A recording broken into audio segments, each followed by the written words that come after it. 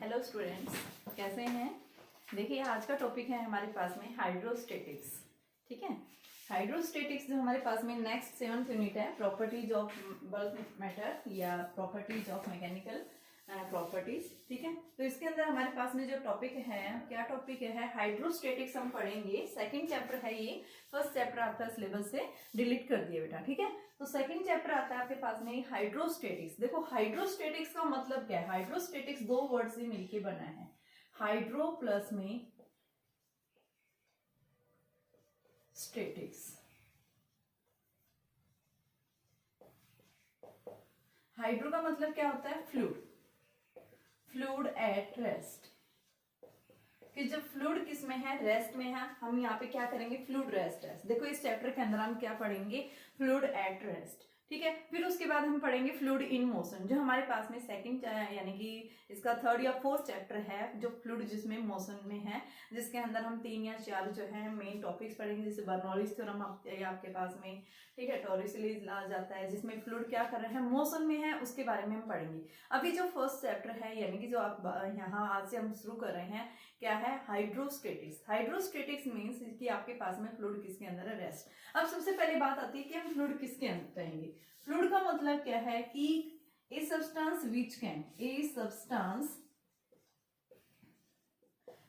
Can flow.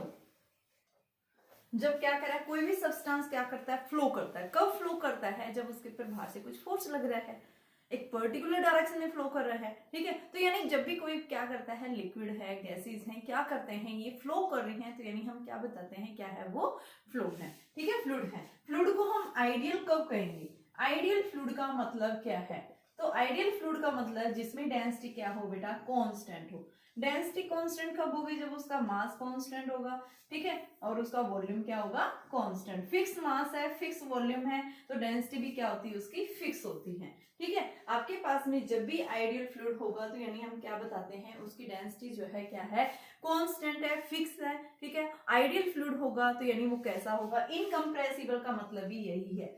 Incompressible मतलब जिसकी density क्या है, वो फिक्स है, तो उसको हम क्या बोलते हैं, क्या है वो, इनकम्प्रेसिबल है। और आपके पास में यानी कि जो इस तरह का फ्लूइड होता है, वो हम कैसा, ये नॉन विस्कस फ्लूइड भी होता है। नॉन विस्कस का मतलब कि जिसके ऊपर जो एक्सटर्नल यानी अपोजिंग जो फोर्स लगेंगे, उनकी फोर्स की वैल्यू भी हमेशा क्या रहती है, उसके ऊपर 0 होती है। तो यानी एक्सटर्नल अपोजिंग यानी जिसके ऊपर अपोजिंग फोर्स क्या है, फ्रिक्शनल फोर्स जो जिसपे क्या है, 0 है। ठीक है, फ्रिक्शनल फोर्स क्या हो, जिसपे 0, यानी वो क्या है, नॉन विस्कस फोर्स है।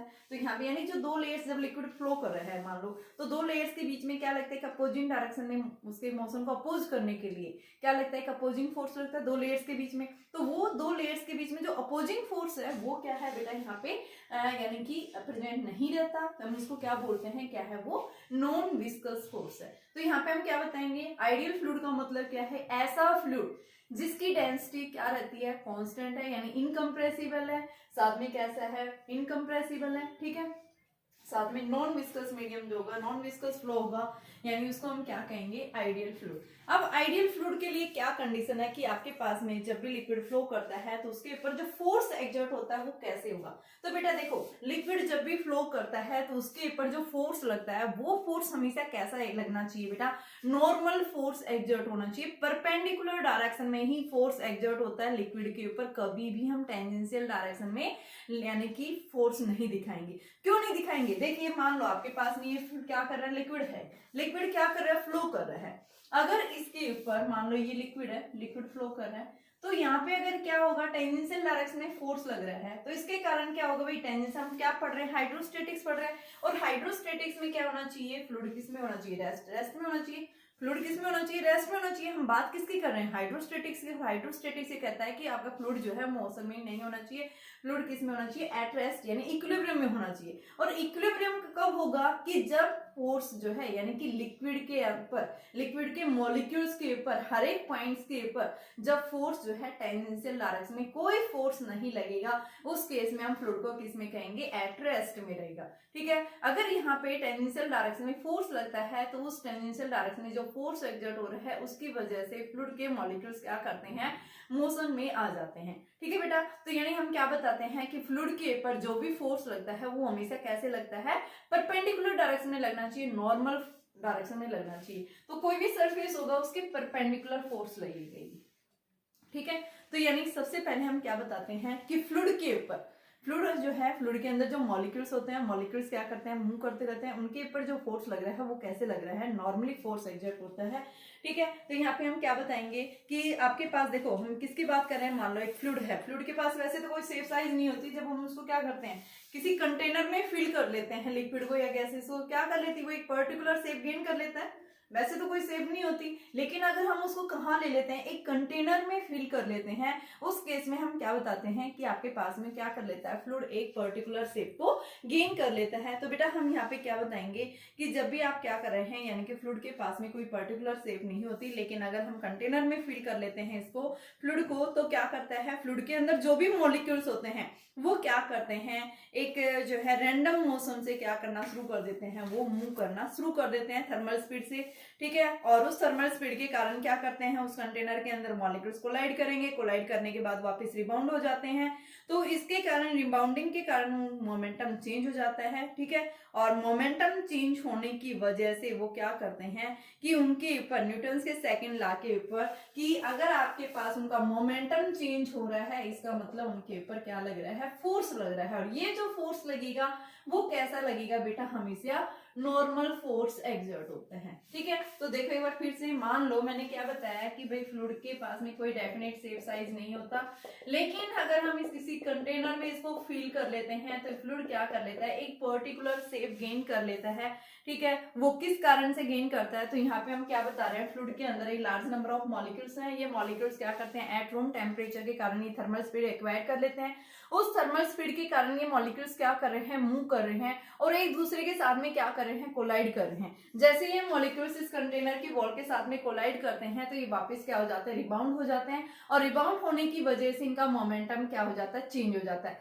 जब मोमेंटम चेंज हो रहा है तो न्यूटन सेकंड लॉ के अकॉर्डिंग इनके ऊपर क्या लग रहा है, एक फोर्स लग रहा है, वो फोर्स कैसे लग रहा है, नॉर्मली फोर्स लग रहा है। और बेटा जब भी मॉलिक्यूल्स के ऊपर कोई भी नॉर्मल फोर्स एक्सर्ट होता है तो उस फोर्स को हम क्या बताते हैं, कैसा फोर्स है, ये थ्रस्ट, कि लिक्विड या फ्लूइड्स के ऊपर क्या हो रहा है, थ्रस्ट एक्सर्ट हो रहा है।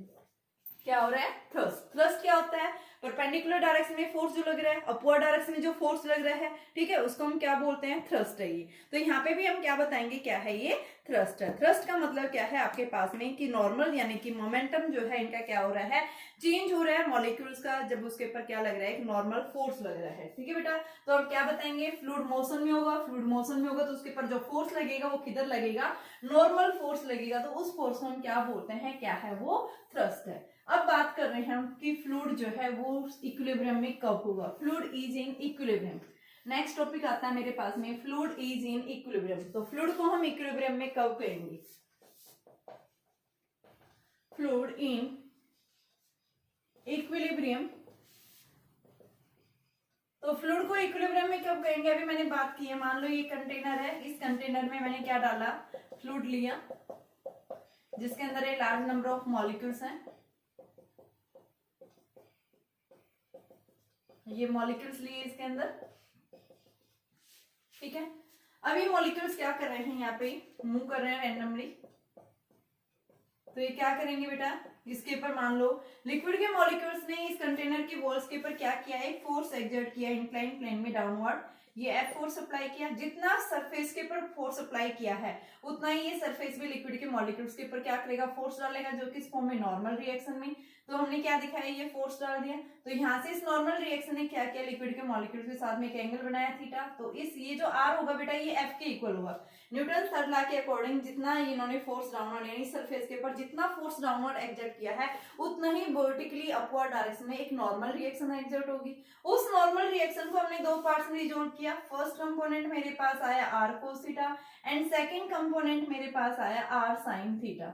ये जो आर कोस थीटा है ये क्या है, फोर्स का टेंजेंशियल कंपोनेंट है, ठीक है। तो यहाँ पे क्या बताएंगे, आर हैज टू कंपोनेंट्स।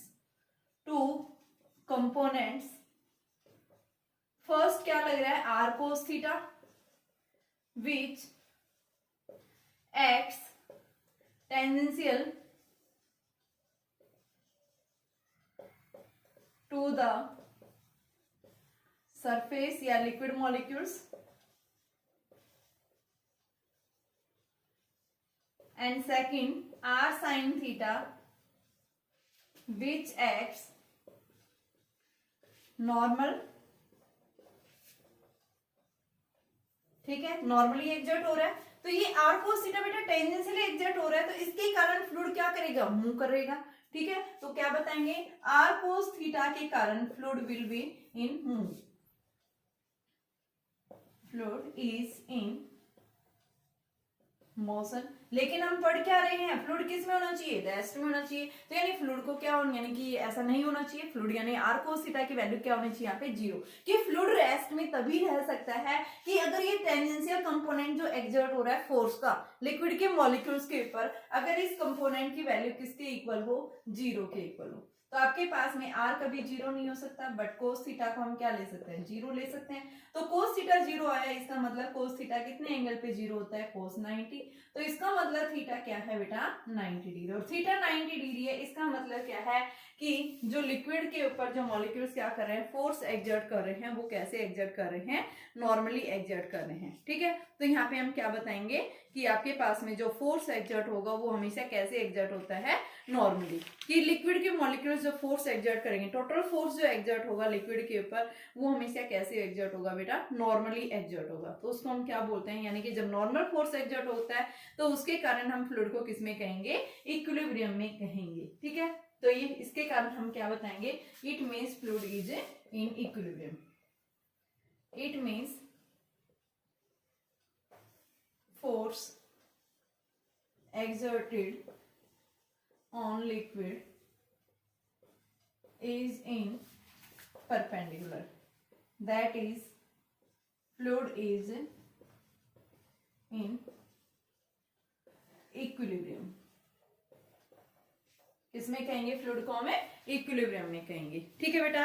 अब बात कर रहे हैं हम प्रेशर की। ये था हमारे पास में फ्लूइड को हम इक्विलिब्रियम में कब कहेंगे, फ्लूइड को हम रेस्ट में कब कहते हैं। अब बात आती है हमारे पास में कि आपके पास में प्रेशर क्या है। तो प्रेशर का मतलब क्या है, देखिए प्रेशर का कॉन्सेप्ट भी वेरी इंपॉर्टेंट है हमारे पास में। प्रेशर मीन्स टोटल फोर्स कितना एक्सर्ट हो रहा है, नॉर्मल फोर्स, हम ये नहीं कहेंगे फोर्स, मैग्नीट्यूड ऑफ फोर्स भी नहीं कह सकते हम, इसको क्या कहते हैं कि नॉर्मल फोर्स जो है लिक्विड के मॉलिक्यूल्स के ऊपर कितना एक्सर्ट हो रहा है। तो उस केस में हम क्या बताएंगे, क्या है वो आपके पास में कि प्रेशर है। तो प्रेशर का मतलब क्या है, प्रेशर कि normal force per unit area, thrust per unit area भी आप कह सकते हैं, क्या होगा, ये आपके पास में प्रेशर होगा, ठीक है। दूसरा हम क्या बताते हैं आपके पास में, प्रेशर जो है ये क्या है, नॉर्मल फोर्स जो है एक्सर्ट हो रहा है मॉलिक्यूल्स के ऊपर, कितना एक्सर्ट हो रहा है उसको हम क्या कहते हैं, आपके पास में प्रेशर है। प्रेशर कैसी क्वांटिटी है, एक स्केलर क्वांटिटी है, वेक्टर क्वांटिटी नहीं है। ये स्केलर क्यों कहते हैं, क्योंकि लिक्विड के मॉलिक्यूल्स के ऊपर बेटा कोई पर्टिकुलर डायरेक्शन हम नहीं दिखा सकते। ये क्या करता है, हर एक पॉइंट्स के ऊपर, एक पॉइंट के ऊपर इक्वली इन ऑल डायरेक्शन में क्या होता है, फोर्स एक्सर्ट होता है, यानी उसकी कोई पर्टिकुलर डायरेक्शन नहीं होती किसी भी पॉइंट के ऊपर, ऑल डायरेक्शंस में इक्वली क्या होता है, यहाँ पे फोर्स एक्सर्ट हो रहा है। तो इस वजह से हम क्या बताते हैं, ये कैसी क्वांटिटी है, स्केलर क्वांटिटी है। इसको हम क्या बताते हैं, एक आइसोट्रोपिक क्वांटिटी भी कहते हैं। आइसोट्रोपिक क्वांटिटी इसलिए बोलते हैं कि किसी भी पॉइंट के ऊपर क्या होती है बेटा, डायरेक्शन से हर एक पॉइंट के ऊपर डायरेक्शन सेम होती है, इसको क्या बोलते हैं, आइसोट्रोपिक। कैसी क्वांटिटी है, आइसोट्रोपिक क्वांटिटी बताते हैं। तो आइसोट्रोपिक क्वांटिटी का मतलब ही यही है, ठीक है, कोई पर्टिकुलर डायरेक्शन नहीं होती इस केस में, ठीक है। तो यहाँ पे हम क्या कहेंगे, क्या है, ये आपके पास में प्रेशर है। तो प्रेशर का मतलब क्या है कि जो फोर्स लग रहा है वो परपेंडिकुलर डायरेक्शन में फोर्स लग रहा है इसके टोटल सरफेस एरिया के ऊपर, तो उसको हम क्या बोलते हैं, क्या है वो आपके पास में प्रेशर है। प्रेशर का मतलब क्या है कि फोर्स पर यूनिट एरिया, जितना स्मॉल एरिया ऑफ कॉन्टेक्ट होगा प्रेशर क्या होगा उसके ऊपर उतना ही ज्यादा एक्सर्ट होगा। जैसे आपने देखी होगी नीडल को आप चुभोते हैं तो क्या लगता है, खून आ जाते हैं, तो क्या होता है उसके ऊपर एरिया ऑफ कांटेक्ट क्या होता है उसका, वेरी स्मॉल होता है, ठीक है बेटा। तो एरिया ऑफ कांटेक्ट होने की वजह से प्रेशर ज्यादा एक्सर्ट होता है, जिसकी वजह से ब्लड एकदम से बाहर आ जाता है, ठीक है। इसकी यूनिट्स क्या होंगी, तो इसकी यूनिट्स हम क्या बताएंगे, सबसे पहले कि आपके पास में ऐसा यूनिट न्यूटन मीटर इनवर्स के, पहली यूनिट पास्कल, पास्कल हम न्यूटन मीटर इनवर्स स्केयर को ही हम क्या कहते हैं, 1 पास्कल भी कहते हैं इसको, ठीक है। सीजीएस यूनिट इसकी क्या होती है, 9 सेंटीमीटर स्क्वायर, ये इसकी यूनिट्स हैं, ठीक है। दूसरी इसकी जो स्टैंडर्ड यूनिट्स हैं वो क्या है, 1 एटमॉस्फेरिक प्रेशर जो है किसके इक्वल आता है 1.013 इंटू 10 की power 5। 1 atmospheric pressure, 1 atmospheric pressure जो है वो क्या होती है 1.013 इंटू 10 रेज़ टू पावर 5 के इक्वल होती है, ठीक है। 1.013 into 10 raise to power 5 newton metre inverse square होती है। तो ये आपके पास में क्या है 1 atmospheric pressure at the sea level के ऊपर इसकी वैल्यू होती है, ठीक है बेटा। P is equal to H rho G होता है ना, P is equal to H rho G. उस केस में हम सी लेवल के ऊपर बताते हैं तो वहां पे प्रेशर की यूनिट एटमॉस्फेरिक प्रेशर कितनी होती है 1.013 into 10 raise to power 5 newton पर मीटर स्क्वायर के इक्वल लेते हैं। डायमेंशनल फॉर्मूला कैसा होगा इसका, तो देखिए प्रेशर है, force per unit area, force का क्या होता है m1 l1 t minus 2, area क्या है l2, तो क्या बना m1 l minus 1 t minus 2। ये क्या बना इसका, इसकी जो है डायमेंशनल फॉर्मूला बना, ठीक है। अब बात कर रहे हैं हम यहाँ से कि जो प्रेशर एग्जर्ट होता है वो कैसे एग्जर्ट होता है। सबसे पहले हम बात करेंगे पास्कल लॉ। पास्कल लॉ क्या कहता है, वेरी इंपॉर्टेंट टॉपिक है बेटा पास्कल लॉ भी। तो पास्कल लॉ हम क्या बताते हैं कि हर एक पॉइंट्स के यानी लिक्विड की हर एक मॉलिक्यूल्स के ऊपर जो प्रेशर एग्जर्ट होगा वो कैसा एग्जर्ट होगा, इक्वल एग्जर्ट होता है, ठीक है। अगर ग्रेविटी के इफेक्ट को हम क्या कर देते हैं, नेग्लेक्ट कर देते हैं। तो यहाँ पे बात आती है हमारे पास में पास्कल्स लॉ। तो पास्कल्स लॉ क्या है, Pascal's law means if gravity effect is neglected, pressure exerted at all points will be same, ठीक है। ये पास्कल लॉ हम पहले निकालेंगे, लेकिन हम उससे पहले ये क्या कर लेते हैं वेरिएशन, क्योंकि पास्कल लॉ उसी से ज्यादा क्लियर होगा आपका। तो सबसे पहले हम क्या देखते हैं, variation of pressure with depth. Topic का नाम है मेरे पास variation of pressure with depth. Depth के साथ में प्रेशर कैसे वेरी करेगा हमें ये देखना है। तो हमने इसके लिए क्या लिया, एक कंटेनर लिया और इस कंटेनर में हमने क्या लिया, फ्लूइड फिल किया। मान लो ये मैंने क्या लिया, एक कंटेनर लिया, इस कंटेनर में मैंने क्या लिया, फ्लूइड फिल कर दिया, लिक्विड ले लिया। इस लिक्विड के अंदर दो मॉलिक्यूल्स लिए मैंने, मान लो C और D पॉइंट्स। यहाँ पे मेरे पास C पॉइंट है, यहाँ पे मेरे पास D पॉइंट्स है। मैंने दो पॉइंट्स कंसीडर किए और इन दोनों पॉइंट्स को कंसीडर करते हुए मैंने क्या लिया, एक सिलेंड्रिकल शेप में क्या एक बॉडी इमेजिन कर ली, किस तरह से क्या बन गई शेप, एक सिलेंड्रिकल शेप में। दो मॉलिक्यूल्स कंसीडर किए, एक पॉइंट जो है C वो कहाँ पे लाई कर रहा है, टॉप पॉइंट पे, और दूसरा मॉलिक्यूल जो है C वो D जो है वो कहाँ लाई कर रहा है, D पॉइंट पे, बॉटम सरफेस के ऊपर लाई कर रहा है बेटा ये, ठीक है। तो सबसे पहले हमने क्या लिया, हमने एक सिलेंडर इमेजिन किया है। इस सिलेंडर की जो हाइट है वो किसके इक्वल है, h है। सबसे पहले इस जो फर्स्ट मॉलिक्यूल से C जो टॉप पॉइंट के ऊपर है, ये किसके ऊपर क्या होगा बेटा, फोर्स डलेगा, प्रेशर लगेगा डाउनवर्ड। सबसे पहले एटमॉस्फेरिक प्रेशर है इसके ऊपर, P नोट ले लेते हैं आप, ठीक है। दूसरा हम क्या करेंगे, जो अपर वाला पॉइंट है ये क्या करेगा, डाउनवर्ड डायरेक्शन में फोर्स डालेगा, ठीक है, जो किसके इक्वल होगा, F1। दूसरा आपके पास में ये भी क्या करेगा, जितना फोर्स इसने नीचे की तरफ लगा रहा है ये भी क्या करेगा, इसके ऊपर की तरफ फोर्स डालेगा, F2। और बेटा साथ में इसकी हाइट हमने h ले रखी है और इसका जो वेट है लिक्विड यानी सिलेंडर के अंदर जो वेट होगा उसका वेट किधर जाएगा, डाउनवर्ड। तो मान लो mg है।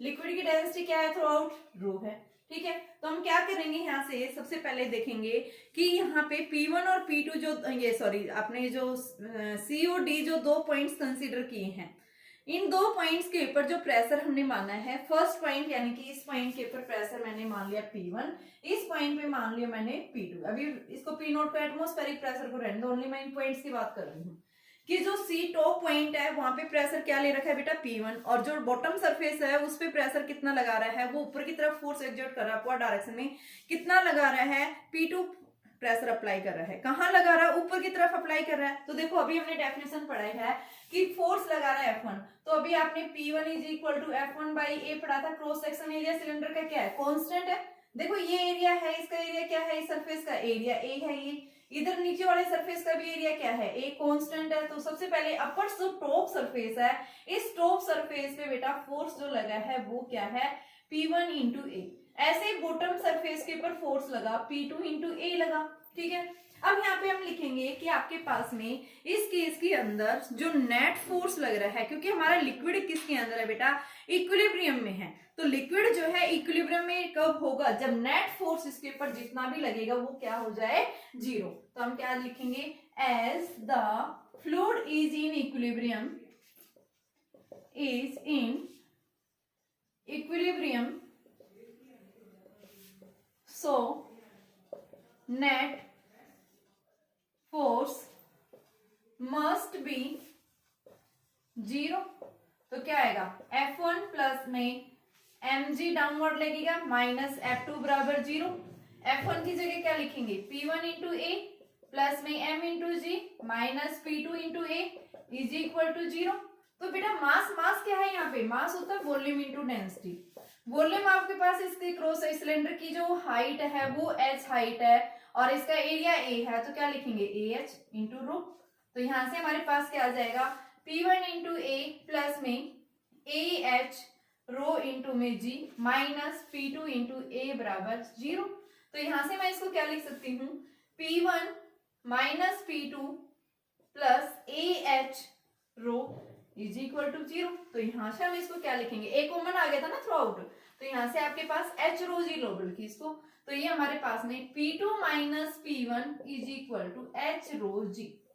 ये आया इनके बीच का प्रेशर डिफरेंस, दोनों पॉइंट्स के बीच में जो लिक्विड के दो मॉलिक्यूल्स आपने कंसीडर किए थे COD, बेटा इन दोनों पॉइंट्स के बीच का जो प्रेशर का डिफरेंस आता है वो किसके इक्वल होता है, H रो जी। तो हाइट के साथ में जो प्रेशर वेरी कर रहा है वो कैसे कर रहा है, यानी कि इनके प्रेशर डिफरेंस के इक्वल होगा। ठीक है, अब देखिए मैंने क्या बताया, अगर मान लो यहाँ पे अगर हम क्या कर दें, COD अगर सेम लेवल पे लाई करते हैं, मान लो अब तो मैंने इनके बीच के लेवल का डिफरेंस h हाइट दिया था, अगर ये COD सेम लेवल पे लाई करें, मान लो लेवल ये है भाई, C भी यहीं लाई कर रहा है और D भी यहीं लाई कर रहा है, तो उस केस में h क्या हो जाएगा, जीरो। तो P2 माइनस P1 को हम क्या लिख देंगे, जीरो। तो P2 किसके इक्वल आ जाएगा, P1 के इक्वल आएगा या नहीं आएगा, बताइए। अगर इन दोनों के बीच का लेवल अगर क्या हो जाए, दोनों पॉइंट्स अगर सेम पॉइंट के ऊपर लाई करते हैं, COD अगर एक कॉमन पॉइंट के ऊपर लाई करते हैं, उस केस में हम क्या बताएंगे, इनके बीच की जो हाइट का डिफरेंस है वो क्या हो जाता है, जीरो हो जाता है। और जब हाइट का डिफरेंस जीरो हो जाता है तो यानी उनके प्रेशर का डिफरेंस भी क्या मिलेगा, आपको जीरो के इक्वल मिलेगा। तो यहाँ पे इस केस में हम क्या बताएंगे, इनके बीच का जो प्रेशर डिफरेंस आएगा वो किसके इक्वल होगा, जीरो के इक्वल। नेक्स्ट मैं क्या बता रही हूँ, देखिए अगर मान लो आपके पास में जो टॉप सरफेस यानी जो ये ऊपर वाला पॉइंट है ये कहाँ लाई कर रहा है, अगर यहाँ पे प्रेशर एटमॉस्फेरिक प्रेशर के इक्वल हो, if P1 is equal to PA या P नोट ले लो एंड P2 के ऊपर प्रेशर P ले लो, तो हमारी इक्वेशन क्या बन जाएगी, P माइनस P not is equal to H rho G. तो P जो है वो क्या आ जाएगा, P not plus H rho G, ये फॉर्मूला मिलेगा। अगर टॉप सरफेस हमारा कहाँ लाई कर रहा है, ये पॉइंट जो है अगर ये कहाँ पे बेटा, यहाँ पे ऊपर वाला सरफेस अगर हम फ्री कर देते हैं इस केस में, तो प्रेशर जो होगा वो एटमॉस्फेरिक प्रेशर के इक्वल होगा और बॉटम सरफेस के ऊपर प्रेशर हमारे पास ही आ जाएगा। और अगर हम इनके बीच का डिफरेंस ले रहे हैं, P माइनस P not is equal to H rho G ले रहे हैं, तो इस डिफरेंस को हम क्या बोलते हैं, क्या है ये, गेज प्रेशर। इनके डिफरेंस का प्रेशर का जो डिफरेंस आता है, इस डिफरेंस को हम क्या बोलते हैं, क्या है ये, गेज प्रेशर है। और गेज प्रेशर जो मिलता है वो आपके पास में यानी एटमॉस्फेरिक प्रेशर और उस पॉइंट के बीच का जो प्रेशर का डिफरेंस मिलेगा वो हमें किसके इक्वल मिलेगा, क्या है वो, गेज प्रेशर। ठीक है, तो ये क्या है हमारे पास में कि प्रेशर जो है डेप्थ के साथ में कैसे वेरी करता है, तो आपको ये याद रखना है, जैसे जैसे हाइट बढ़ेगी तो हाइट बढ़ने के साथ में प्रेशर की वैल्यू क्या करती होती है, चेंज होती है, यानी P जो है वो किसके इक्वल आता है, H रो जी के इक्वल। ठीक है, डेप्थ के साथ में प्रेशर की वैल्यू क्या होती है, हमेशा चेंज होती है, वेरी करती है, तो उस केस में हमारे पास वैल्यू आ जाएगी। ठीक है, नेक्स्ट देखिए पास्कल लॉ। पास्कल लॉ देखो क्या कहता है, अभी पास्कल्स लॉ, पास्कल्स लॉ हमें ये बताता है P2 minus P1 is equal to, मैंने लिखा H रो जी। पास्कल लॉ में अगर हम ग्रेविटी के इफेक्ट को क्या कर रहे हैं, neglect, if gravity effect is neglected, gravity effect is neglect, gravity effect को नेग्लेक्ट कर देंगे यानी जी हमने जीरो रख दिया, तो उस केस में P2 माइनस P1 हमारा क्या मिला, जीरो। और P2 माइनस P1 0 आया, इसका मतलब P2 बराबर P1, यानी इसका मतलब दोनों पॉइंट्स के ऊपर C और D दोनों पॉइंट्स के ऊपर प्रेशर क्या होगा बेटा, सेम होगा। ठीक है, at C and D points both have will same pressure if gravity effect is neglected. Pascal law यही कहता है कि अगर आपके पास में फ्लूइड किस में है, इक्विलिब्रियम में है, तो उस केस में उस फ्लूइड के अंदर हर एक मॉलिक्यूल्स के पास में बेटा प्रेशर जो होगा वो हमेशा क्या होगा, सेम। जितना एक पॉइंट के ऊपर प्रेशर ट्रांसमिट हुआ है उतना सभी पॉइंट्स के ऊपर प्रेशर इक्वली क्या होगा, इक्वली क्या हो जाता है, वो ट्रांसमिट हो जाता है। हर एक पॉइंट्स के ऊपर प्रेशर की वैल्यू क्या होगी, सेम होगी, अगर आपने ग्रेविटी के इफेक्ट को क्या कर रखा है, कंसीडर किया हुआ है। ठीक है, तो ये क्या है हमारे पास में, पास्कल्स लॉ। पास्कल्स लॉ यही कहता है pressure at every points of the liquid is in equilibrium of rest is same. ठीक है, this is known as the Pascal's law. ठीक है बेटा, अब पास्कल्स लॉ के बाद में आता है हाइड्रोस्टेटिक पैराडॉक्स। हाइड्रोस्टेटिक पैराडॉक्स में क्या होता है कि आपके पास में कंटेनर की शेप चाहे कैसी ही हो, इस तरह से शेप ली हमने, इस तरह की शेप ली, और नेक्स्ट मैंने लिखा, एक तो शेप मेरे पास ये होगी, एक शेप मेरे पास ये होगी, दूसरी शेप मैंने इस तरह से ले ली। शेप चाहे कैसी भी हो कंटेनर की, ठीक है, तो यहाँ लिक्विड का जो लेवल राइज होगा वो सेम हाइट तक राइज होगा, इसके अंदर भी सेम h हाइट तक लेवल राइज होगा, इसके अंदर भी h हाइट तक लेवल राइज होगा लिक्विड का, और इसमें भी h हाइट तक लिक्विड का लेवल राइज होगा। ठीक है बेटा, कि क्या कहता है कि आपका पास्कल्स लॉ ये बताता है कि हर एक पॉइंट्स के ऊपर प्रेशर इक्वली एग्जर्ट होता है। तो यहाँ पे जो हाइड्रोस्टेटिक्स पैराडॉक्स जो है ये क्या बताता है, किसी भी कंटेनर की शेप साइज चाहे कैसी भी हो, वहां जो लिक्विड का लेवल राइज होगा, कंटेनर की शेप कैसी ही हो, लेवल जो राइज होगा वो क्या होगा, इक्वली होगा। क्यों होगा, क्योंकि तीनों कंटेनर्स के पास में जो प्रेशर एग्जर्ट होगा वो क्या होगा बेटा, इक्वल एग्जर्ट होगा। तो उस केस में हम क्या बताएंगे कि आपके पास में शेप देखो, यहाँ इस केस में अलग दिखा रखी, इसमें अलग दिखा रखी, इसमें अलग दिखा रखी। तो हाइड्रोस्टेटिक्स पैराडॉक्स हमें यही बताता है कि ये शेप और साइज के ऊपर डिपेंड नहीं करता है, कि ये सिर्फ डिपेंड करता है कि लिक्विड का लेवल कितना राइज हो रहा है। ठीक है, तो उसको हम क्या बोलते हैं, क्या है वो आपके पास में हाइड्रोस्टेटिक्स पैराडॉक्स है बेटा। तो आज के लेक्चर में इतने ही बात करेंगे, आगे कल हम आगे टॉपिक लेंगे इसका, इसके न्यूमेरिकल्स देखेंगे, और बेटा आगे जो टॉपिक लूंगी मैं इंपॉर्टेंट टॉपिक होगा, तो कंटिन्यू आप अपनी वीडियो देखते रहिए, अपने नोट्स बनाते रहिए।